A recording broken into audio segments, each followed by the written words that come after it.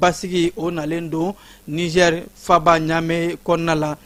bi donya in ka taa se sini ma ni o ye juin kalo tile 18 na tile 19 ye an ka jamana ɲɛmaw ye o ta k'a kɛ laadakɔrɔw o donba ye an bɛnbakɛw ye tiɲɛ mun to an bolo ni o ye laadakɔrɔw ye o mun bɛ tali kɛ an danbew ani maaya sɛbɛntiya baaraw la tile 2 mun taara k'a di o donw ma ko journée nationale du patrimoine culturel bi sɔgɔmada in na o baaraw nun donna CCB kɔnɔna la kɛnɛ mun ni a ɲɛmaya kun bɛ an ka jamana premier ministre bolo journal division Abdoulaye Maïga ka taa se gouvernement ma caman ba ma ministre mun ni ale bɛ ka o baaraw latigɛ ni o de ye seko ni dɔnko ministre a kun bilasiralen don a balimakɛ fɛ bɛn ni keleya ni cɛfɔ ministre général corps d'armée Ismaël Wage ka fara ministre caman ba kan minnu taara kɛnɛ na ka a yakubaya kosɛbɛ kɛnɛ in kɔnɔ an ka ladala dugutigiw ani fo ka taa se an ka seko ni dɔnko tigilamaw donsobaw ani fo ka taa se kɔrɔdugaw maa fɛn fɛn bɛ yen nɔ minnu ye kumatigiw ye erekotaradi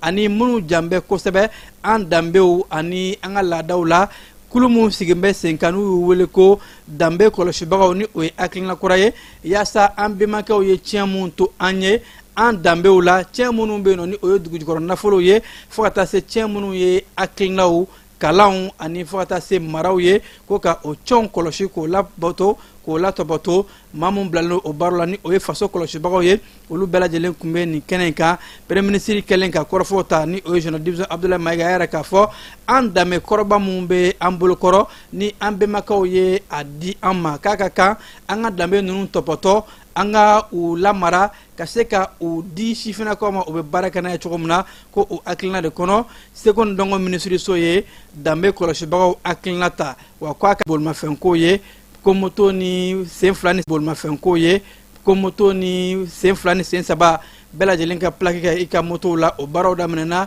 tɛnɛ juin kalo tile 15 o yaasa ka se k'a lajɛ baaraw bɛ ka taa taabolo mun fɛ ka bɔ tɛnɛ la ka se bi ma k'o bɛ cogo min na an ye munumunu salo kɛ ka taa se sogonikɔ ni o ye ba kinibolo yan fan fɛ yan nɔ maaw bɛ ka t'u ka plaki ta yɔrɔ mun na ONT o cours kɔnɔna la direction régionale des transports yaasa ka baaraw lajɛ mun bɔra o kɛnɛ kan keba e ni ne an tun bɛ ka an fɛ an ka jango lajɛ lakanako fɛlɛw kama an ka jamana bolimafɛnko ministre so ye hakilina mun ta moto sen fila ni sen saba ko bɛɛ ka plaki i ka moto la maaw y'a hakilina faamu o labɛnnen don a kama jamakulu bɔlen ka caya kosɛbɛ Bamako sogonikɔ ONT kuru kɔnɔ o de bɛ o wale sɛbɛntiya kabi ko daminɛ nka maaw y'a yɛrɛ k'a fɔ gɛlɛya caman de bɛ baara kɔnɔ fo ka lajɛli kɛ olu la bon a daminɛ ni bi cɛ ne nana yan depuis lundi ne ma gɛlɛya sɔrɔ papier la mais certificat de résidence kɔnɔ kɔni n ye gɛlɛya dɔɔni sɔrɔ la so kun ka wari sara bon n ma sɔn donc u ye n sigi heure kelen ɲɔgɔn ya diya bon n fana nana plaki ta yɔrɔ la depuis lundi donc n'an taara aran dɔ jɔ u b'an bɔ yen u b'an bila yɔrɔ gɛrɛ jusqu'à ce que bin sera k'an ka dépôt kɛ. Bon a ko kɔni bɛ tan dɛ an kɔni bɛ sɛgɛ la nin ye 3 jours lundi mardi bien mercredi n'an bɔra aran dɔ la an bɛna aran dɔ la a bɛ kɛ tan il faut organisation kɔni franchement ce n'est pas à la hauteur quoi mɔgɔw ka ca donc mɔgɔw sɛgɛnnen don n'u bɛ se k'a kɛ cogoya min la pour que bɛɛ bɛ se ka lafiya nin ko in la a bɛ bɛɛ lafiya. An nana plaque ta yɔrɔ la maintenant problème kɔni bɛ plaque ko la ne ye min faamuya la o ye que o ka se ka organisation dɔ kɛ minnu nana dépôt kɛ lundi don ani kunu mɔgɔw ani bi mɔgɔw a bɛɛ jama kelen donc an tɛ ka se ka faamuyali yɛrɛ sɔrɔ ani mun nana dépôt kɛ kunu ani mun nana dépôt kɛ kunu sini a bɛɛ tɔgɔ bɛ ka wele yɔrɔ kelen la donc n'u sera k'o kɔni bɔ ɲɔgɔn na en tout cas o de bɛ fisaya sinon ne kɔni ma basigira baara in na baara tagabolo ka bon ne ka avis ta ye min ye c'est à dire organisation yɔrɔ de don quoi an kun bɛ min kɛ kɔrɔlen wari sara yɔrɔ bɛ yen i bɛ taa i b'i ka wari sara reçu bɛ d'i ma i b'a fara i ka dossier tɔw kan i bɛna i b'a déposer c'est aussi simple que ça donc bɛ k'an lamunumunu cogo min na tan vraiment a bɛ mɔgɔ lasɛgɛ a bɛ mɔgɔ ka jour perdu. Bon vraiment an kɔni bɛ yan nɔ bi y'a tile 3 ye an yɛrɛ bɛ yan baara kɔni ka suma baara taabolo ka suma kosɛbɛ bon bi ye ne yɛrɛ tile 3 ye n bɛna don o don sɔgɔma bon ne t'a dan bi wari sara dɔrɔn de don paiement bon halisa turu ma se anw ma bon donc an kɔni bɛ min ɲini jamana ɲɛmɔgɔw fɛ u k'a lajɛ u ka se ka ko in fɛlɛ kɛ bin bɛ se ka baara in teliya sinon n'i ko dayirimɛ ɲinina ka na tile ban sigili la bon a ka gɛlɛn kosɛbɛ. A baara taabolo ma yɛrɛ kɔrɔ kabini lundi 10 heures an bɛ yan fo sisan an ka papier tɛ ka sɔrɔ minnu bɛ ka na mardi olu b'u ta kɛ ka taa barakɛla hakɛ ka dɔgɔ wa baara organiselen tɛ ka ɲɛ fɛnɛ n'a fɔra ka bɛn lundi 10h an bɛ yan fo 6 et 3 jours an tɛ ka baara kɛ an tɛ ka foyi kɛ an n'u bɛɛ denbayatigiw de an bɛ dépense ni fɛn bɔ an bɛ tilen k'an jɔ a 16h 15h30 bɛ se 16h bɛ se ko baara jiginna diɲɛ dogo baara jiginna an ka dossier tɛ ka sɔrɔ o ko degun de b'an kan yan. A tacogo ka fisa dɔɔni a ka teli mais minnu bɛ ka baara kɛ ni kun sera ka dɔ fara olu kan pour que a ko ka teli o de kun ka ɲi quoi. A daminɛ na lundi don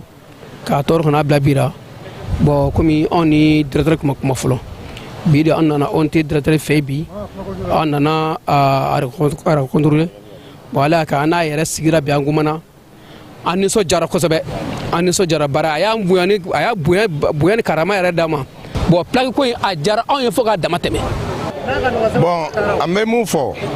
baara an bɛ organiser k'a ɲɛ an bɛ organiser dɛ mɔgɔ kɛ dɔgɔ et puis jama bɛ kɛ na bon moto dun ka ca faut que u k'a lajɛ u k'a organiser k'a ɲɛ u kɔni u ye lancement kɛra lundi jama bɔra fɛnɛ wa mɔgɔw bɛ kɛ na mais mun bɛ kɛ mɔgɔw décourager o ye baara in an bɛ organiser yan ka ɲɛ mɔgɔw b'a fɛ k'a ta puisque mɔgɔw ɲɛ b'a nafa la mais baara in an bɛ organiser dɛ. Hakilina min na ko la o kɛ fɛn dɔ ɲini an bɛ se ka paiement kɛ cogo min na min tɛ ni jama ye mɔgɔ dɔw b'a denmisɛnnin kunna sini denmisɛnnin kunu fo bi olu ma wele fɔlɔ an n'u ye tɛnɛn bolo la an ka baara bila ka na de paiement ka suma wa. Wasa baara ka teliya ko dɔ ka fara baarakɛlaw kan dɔ ka fara baara kumaw kan musaka min bɛ sara nɛgɛjuruso wariti siraw ka fara o kan yaasa ka wari sarali teliya ninnu de ye laɲinibaw ye minnu tun bɛ ka taa ni ka segin an ye maa fɛn fɛn ɲininka k'u b'a ɲini bolimafɛnko ɲɛmaayasow fɛ fɛɛrɛw ka tigɛ ninnu kama yaasa baara in laɲini bɛ se ka sabati. AES jamana diplomatiw ni o ye jamana wɛrɛ koɲɛw o baarakɛlaw ye olu caman kɛmɛ ka ɲɔgɔn bisimila Bamako kɔnɔna la yaasa u bɛ jalajɛba mun ni a kan ka kɛ AES jamana minisiriw ni ɲɔgɔn cɛ ko o baaraw ɲɛbila kɛ o siratigɛ de la ni maa minnu bɛ yan nɔ ni o ye diplomatiw ye o ni an ka jamana wɛrɛw koɲɛ minisiri Abdoulaye Diop ye ɲɔgɔn kɛ ka se ka kuma ani ka bilasiralikanw di u ma o kan ka baaraw labɛn cogo min na o fonctionnaires ni o ye fonctionnaire baw ye minnu bɛ diplomasi o bunakun kan ka baaraw labɛn o ni Abdoulaye Diop ka kɔrɔfɔw la Diop ye a yir'u la k'a fɔ u kan ka baaraw kɛ cogo min na AES jamana bɛɛ lajɛlen ka kow ka a kɛɲɛ ani fo ka taa se laɲini mun ye jamana saba bɛɛ lajɛlen ka hakilinaw ka ta ani fo ka taa se jamana ɲɛmaaw ye sira mun yira o la k'a fɔ ni an taara diɲɛ jamana bɛɛ lajɛlen kɔnɔ an ka kumakan kelen fɔ ani an ka laɲini ka kɛ kelen ye kungelena kelen ka kɛ jamana saba bɛɛ lajɛlen ka diɲɛ magobatigiw jamana ni jamana wɛrɛ koɲɛ cakɛda maaw ko ka baara kɛ ni o ye siratigɛ dɔ yɛrɛ k'a fɔ ko u labɛn bɛ ka sɛbɛnfura bɔ sɛbɛnfura mun ni o bɛ na AES jamana minisiriw ka jalajɛ mun baaraw kan ka kɛ don nataw la ka se ka o bugunatigɛ baara mun ni a bɛna sigi bɛn ni keleya lakanako ɲɛta kunnalajan ani fo ka taa se jamana ni jamana wɛrɛw koɲɛw ko o bɛɛ lajɛlen sabati AES jamana saba kɔnɔ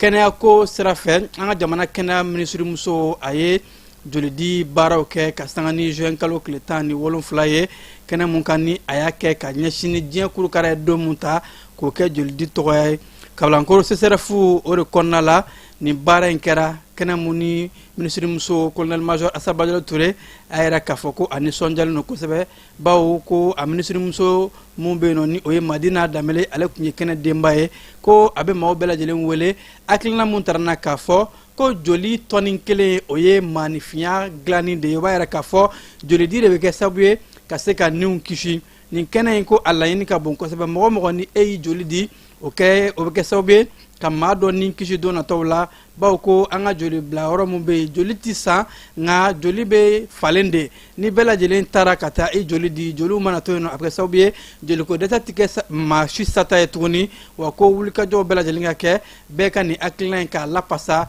Bamako ani marabolo kɔnɔnaw bɛɛ lajɛlen na bɛɛ k'i janto jolidi wale la bawo ko wale mun don maanifinya sabatili wale don an ka ɲɔgɔn dɛmɛ bawo ko jigiya wɛrɛ tɛ an ye fo an ka don ɲɔgɔn jigi kɔrɔ nɔn tɛ an tɛ ɲɔgɔn sogo dun minisirimuso yɛrɛ k'a fɔ a ka kan bɛɛ ka nin hakilina in don bala yaasa jolidi walew o bɛ se ka sabati cogo min na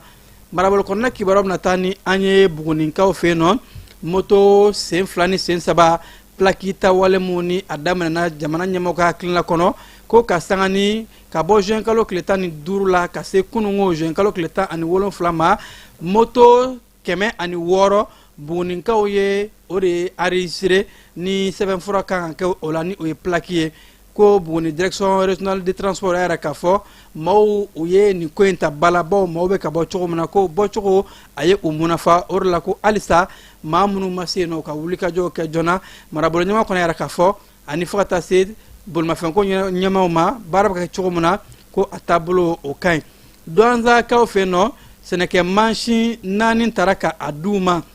bawo hakilina in kɛra o ni Toguna industrie Seru Nantume ale ka maaw ni ɲɔgɔn cɛ ka sanga ni jalajɛ dɔ ye Seru Nantume kun yɛrɛ k'a fɔ ko a bɛna mansin di Douanzakaw ma u b'a sara a sɔngɔ kilancɛ la k'o kɛ dɛmɛw ye yaasa cikɛlaw bɛ se ka taa ci kɛ cogo min na o baaraw de kɛra ka se ka ni sɛnɛfɛn ninnu ta k'a di cikɛlaw ma a mansin kunbɛli mansin 4 a kɛra nisɔndiyakoba ye cikɛlaw bolo ni Douanzakaw yɛrɛ k'a fɔ k'u bɛ maa min ye nin baara in kɛ Seru Nantume ka u fo bawo a ye sɔngɔ kilancɛ bɛɛ lajɛlen bi u ye yaasa u bɛ se ka sɛnɛ kɛ cogo min na k'u ka cikɛkow ka o yiriwa Masinakaw fɛ yen nɔ hakilina dɔ bila sen kan ko yaasa gɛlɛya mun bɛna sigidaw kɔnɔ ka o kunbɛn ko comité de gestion de crise ani fo ka taa se damatɛmɛwale mun bɛ kɛ an ka guwakɔnɔnaw la ka o baaraw bɛɛ lajɛlen kɛlɛ ka sanga ni juin kalo tile 17 ye maa 20 ɲɔngo olu ye ɲɔgɔn sɔrɔ ni u bɛ musojɛkulu ani fo ka taa se maa mun ye u sigiyɔrɔ bila ko ka sanga ni nin waati in ye musojɛkulu ko olu jɔyɔrɔ ka bon kosɛbɛ ka musow ka hakɛw k'u lapasa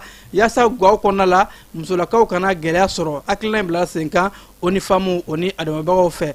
Kulukɔrɔ mairie y'a yɛrɛ k'a fɔ ko san 2025 kɔnɔ olu ye jaabi min bɔ a bɛ maa munafa hali n'a sɔrɔ laɲini tun ye mun ye o ma sabati nka ko san 2025 kɔnɔ mairie ye recette mun ladon k'o taara jɔ sefa wari $475 la ka sɔrɔ u tun bɛ ka $690 de laɲini ko 100 sara la u sera ka 68 sɔrɔ k'o kɛra ka kɛ cogo di dugudenw ani marabolo kɔnɔdenw bɛɛ lajɛlen y'i ka kɛtaw kɛ ka musakaw bɔ yaasa waganaw bɛ se ka bugun ko ni hakilina in fana tɛ dɔwɛrɛ ye ka jayali kɛ jamana kɔnɔdenw ye mairie kan ka kɔmasegin mun kɛ ka yɛrɛ maaw la u ka nafolo bɛ ka don da ni da mun fɛ u ye nafolo mun bɔ ka hakɛ yɛrɛ maaw la jɛlenya kɔnɔna la ko hakilina in bila sen kan o de ye laɲini kɔnɔna la Tɔnbukutukaw fɛ yen nɔ dɛmɛ taara k'a di kunnafonilaw ma minnu ye kɛnyɛrɛye tigilamaw ye projet Brave Media olu ka hakilina don ko yaasa kunnafonilaw ka se ka kologiriya bi sɔgɔmada in na o baaraw nun donna ni a hakilina bɔra Tɔnbukutu radio jamana ka fara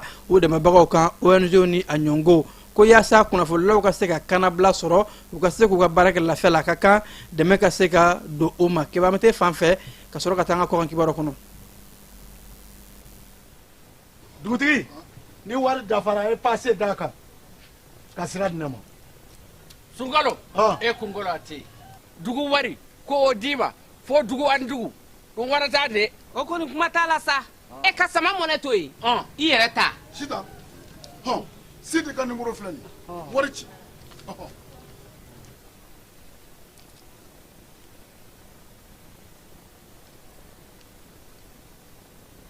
wari sera.